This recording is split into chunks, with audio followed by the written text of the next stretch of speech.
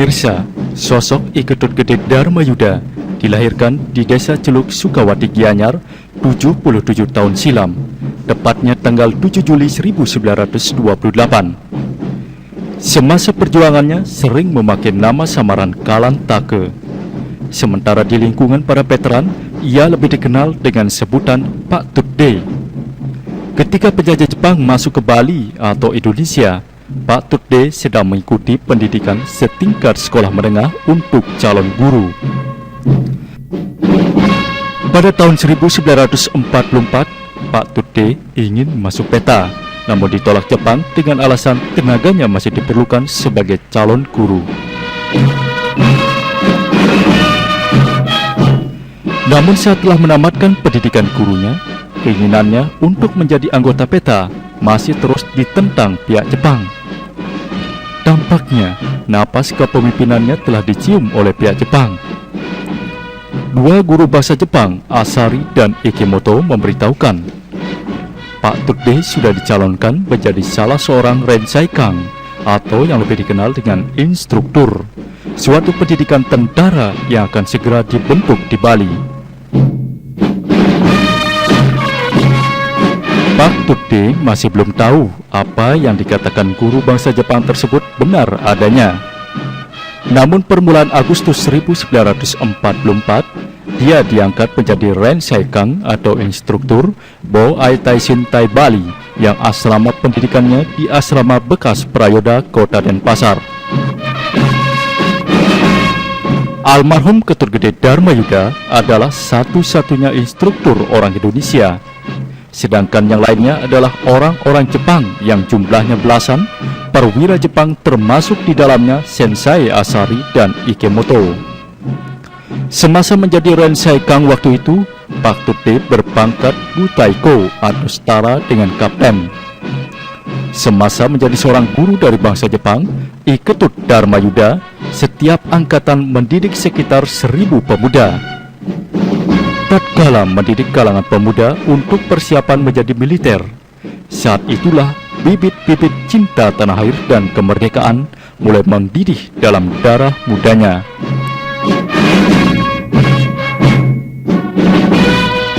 Beliau banyak berdiskusi dengan sesama pemuda tentang masa depan bangsa Indonesia. Akhirnya, ketika Perang Kemerdekaan Indonesia dimulai, Ketut Gede Darmayuda bertemu dengan banyak anak-anak didiknya di hutan belantara dan di lembah-lembah dalam suasana perang dan revolusi kemerdekaan Indonesia.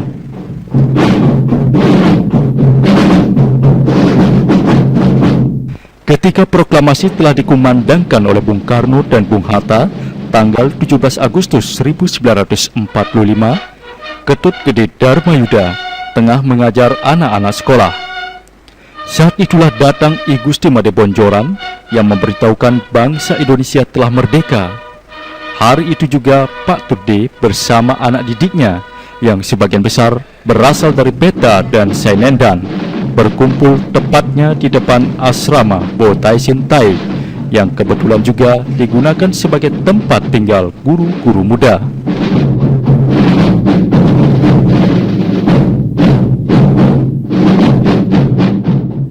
Ada 3 hari keluar, lantas pulang ke Celuk. Sampai di Celuk sudah mulai menginap, tidak di rumah, sudah nyingkir menginap. Ada 30 hari, terus peka keluar dia pergi. Terus Mbah menyusul sampai ketemu di Penateh. Sudah di Penateh, lama-lama ada kurungan Belanda, kurungan nikah tuh. Terus dikurung, habis dikurung pindah lagi ke Jagapati. Sampai juga lama di Jagapati, lagi dikurung. Mbah dikurung, lagi pindah ke Semage gitu. Kalau peka sudah dia pergi jauh, sudah gerilya dia gitu.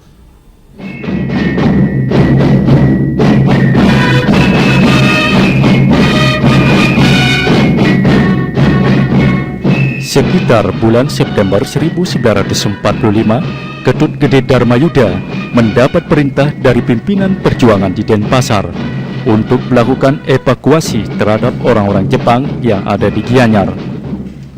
Perintah berjalan dengan lancar karena pihak Jepang yang ada di Gianyar jumlahnya tidak banyak dan mereka menurut dengan baik.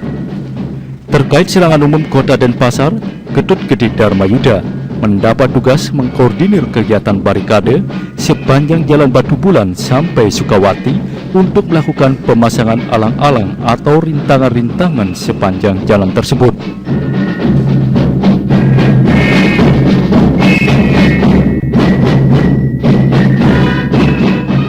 Dan beliau punya yang namanya integritas, jadi sikapnya sangat bagus sekali terhadap orang-orang. Memang rada-rada keras ya sikapnya, di samping dia itu diktator habis. Jadi tapi itu istilahnya membuat kepemimpinannya menjadi kuat dibandingkan dengan yang lain. Dan kalau itu siap istilahnya dilakukan sehari-hari, cara kepemimpinan seperti itu sangat bagus untuk istilahnya dari segi pengembangan diri, itu bagus sekali. Kurang lebih seperti itu kalau dilihat dari pola kepemimpinannya.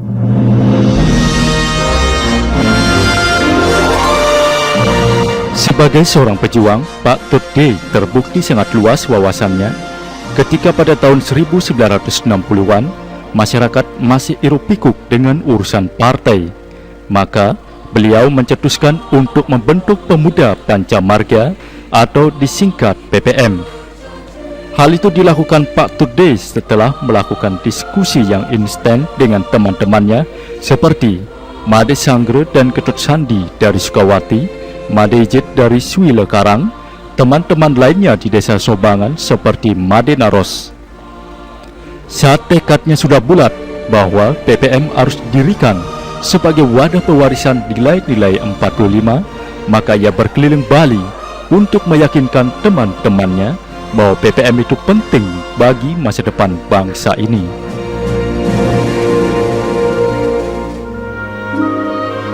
Pulang lagi ke Gianyar, sesudah di Gianyar baru sampai 1 hari di rumah, terus ada panggilan dari Puri, terus ke Puri Nangkil, dikasih tahu sama anak Agung Gede Agung supaya jangan keceluk lagi, jangan ketemu sama suami lagi, supaya di Gianyar diam, tapi ndak ditahan, tahanan di rumah gitu. Sesudah itu besoknya lagi dicari sama polisi, diminta menghadap ke kantor polisi gitu. Sampai di sana ditanya sama polisi itu di mana diajak waktu menyingkir, bilang sudah tidak tahu tempatnya, tidak tahu desanya juga, tidak tahu namanya.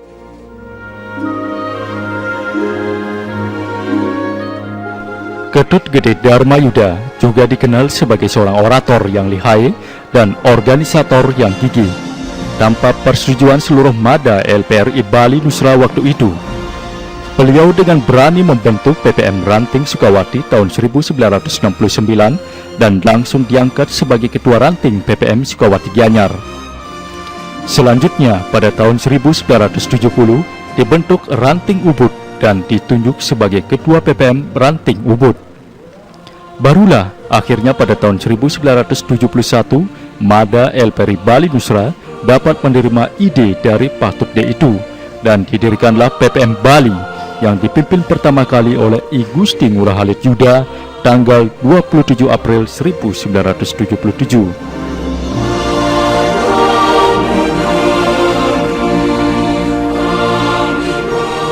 Dengan kegigihannya, Pak Tut D terus memperjuangkan idenya untuk mendirikan PPM di tingkat nasional. Setelah mengalami beberapa munas LPRI, akhirnya pada 22 Januari 1981 dibentuklah PPM di tingkat nasional yang dipusatkan di Jakarta. Perjuangannya dia, terus dia ke gunung-gunung, ke Besakeh dia sampai tidak makan 7 hari dia sama teman-temannya, terus dikejar sama nikah gitu. Lama kelamaan ini mbah ini sudah perutnya sudah besar. Terus mbah bilang, ditengok sama peka sekali sama temannya, sudah besar, mbah bilang mau menyerah ke jero mecutan di Denpasar. Itu dikasih, sudah gitu diantar sama Pak Guru Rete dari Kesiman ke Denpasar. Sesudah di Denpasar di Puri, terus ada keluarga dari Titeh minta supaya di rumah di Titeh diem.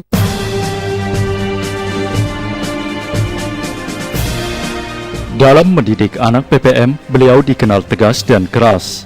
Mungkin dengan latar belakang sebagai seorang guru militer, dirinya tak sudi anak didiknya melakukan tugas-tugas dengan setengah hati. Beliau adalah seorang sosok yang perfeksionis. Hal ini pun dilakukan terhadap anak dan cucunya di rumah.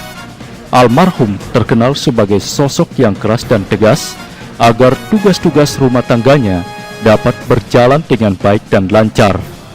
Dalam menjalankan organisasi veteran di Bali, beliau juga melakukan tindakan serupa. Namun, Pak Tude sebenarnya sosok pejuang yang lembut. Jika ada orang yang mau mendekat dan mengatakan alasan-alasan dengan baik, maka dirinya akan memberikan responnya dengan segera.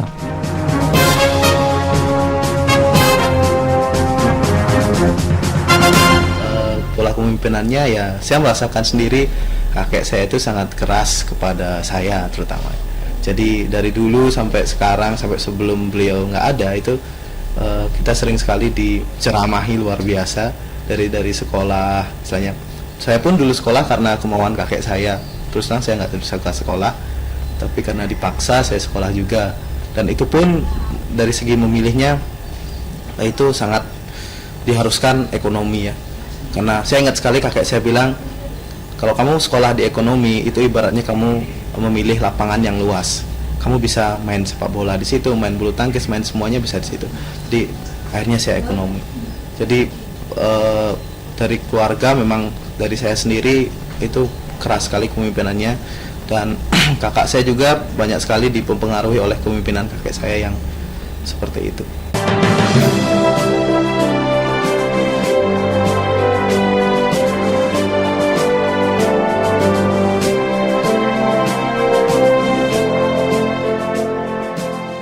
Cintanya pada komunitas veteran sama sekali tak ada bandingnya. Pak Tude meninggalkan jabatannya di kantor gubernuran setelah menjabat anggota BPH, suatu badan setingkat wakil bupati di Gianyar, untuk menjabat sebagai wakil sekretaris MADA LPRI Bali Nusra. Baginya jabatan bukanlah segala-galanya.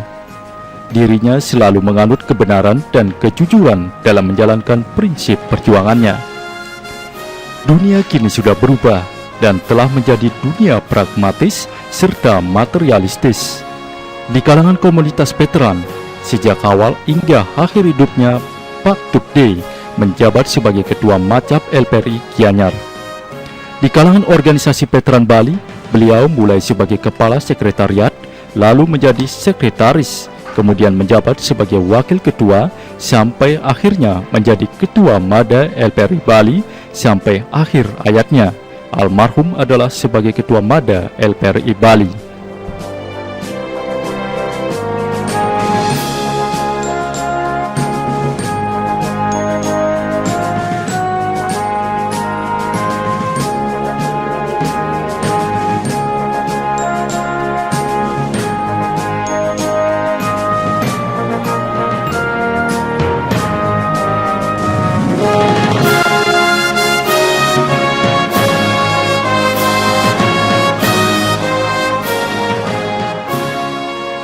Saya itu memang betul-betul berjuang ya dari istilahnya dari nol sampai sekarang itu dia selalu berjuang. Dan dulu beliau sempat cerita sama saya tentang pahit getirnya perjuangan, istilahnya dari dia ditahan seperti itu, terus dari dia mendirikan organisasi segala macamnya, itu kita sempat ngobrol juga.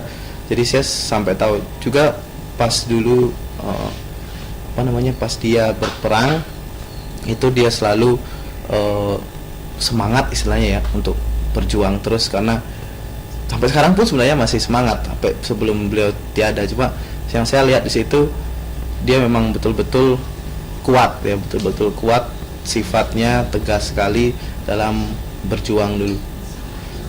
Ada banyak cerita sebenarnya tentang itu dari dia bersama pas saya ingat sekali pas dia cerita tentang di Puputan Margarana.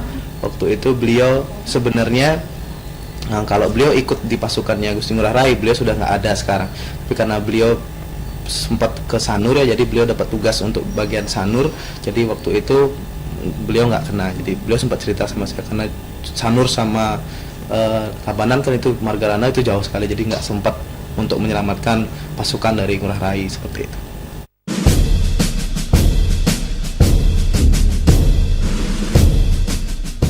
Pak Tutdin memang sosok pejuang yang sangat serius.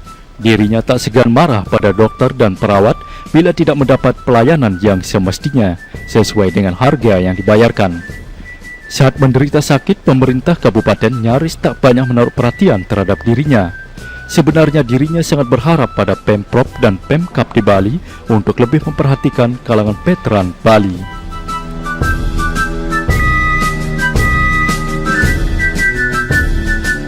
Saya sebagai menantunya, beliau sangat jujur, semangatnya tinggi, memberikan motivasi pada cucunya sehingga anak-anak saya bisa meraih sarjana. Sebelum beliau meninggal, saya diberi pesan agar melanjutkan apa yang beliau perjuangkan untuk anak-anak.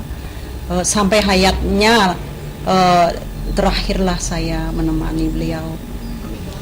Dengan sikap beliau saya dapat saya teladani dari sikap beliau, saya terapkan kepada murid-murid apapun saya diberikan dari tahun ke tahun, sehingga menjadi mendarah daging lah keteladanan beliau. Sikap yang perlu kita tiru kayaknya pantang menyerahnya ya, pantang menyerah. Saya rasa itu. Jadi kalau bahasa Inggrisnya never give up ya. Jadi nggak pernah menyerah. Karena sekarang banyak sekali saya lihat orang-orang cepat sekali menyerah terhadap kehidupannya ya, cepat sekali menyerah. Nah, kakek saya itu punya kemarin pas sebelum dia meninggal dia bilang cara Balinya itu jengah ngeraga gitu. Istilahnya panasi diri kita. Wah, istilahnya harus berjuang gitu.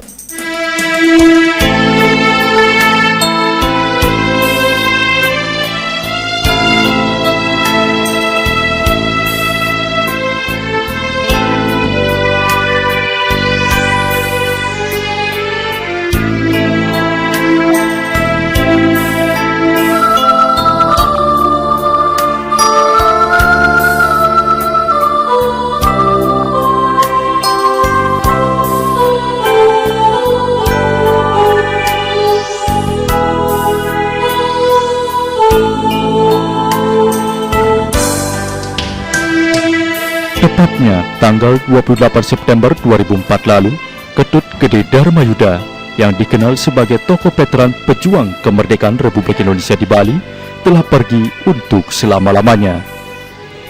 Semasa hidupnya beliau dikenal sebagai sosok pejuang yang cerdas, gigih keras dan tegas. Pak Tut D yang dikenal juga dengan nama samaran Pak Tut Cakuran atau Kalantake kepada anak-anak bangsa di Indonesia khususnya Bali berpesan untuk terus meningkatkan solidaritas bangsanya terhadap negara kesatuan RI ini. Pesan ini haruslah direnungkan semua anak bangsa Indonesia. Selamat jalan Pak Tut D. Semoga abadi. Selamat berjuang di alam sana. Merdeka.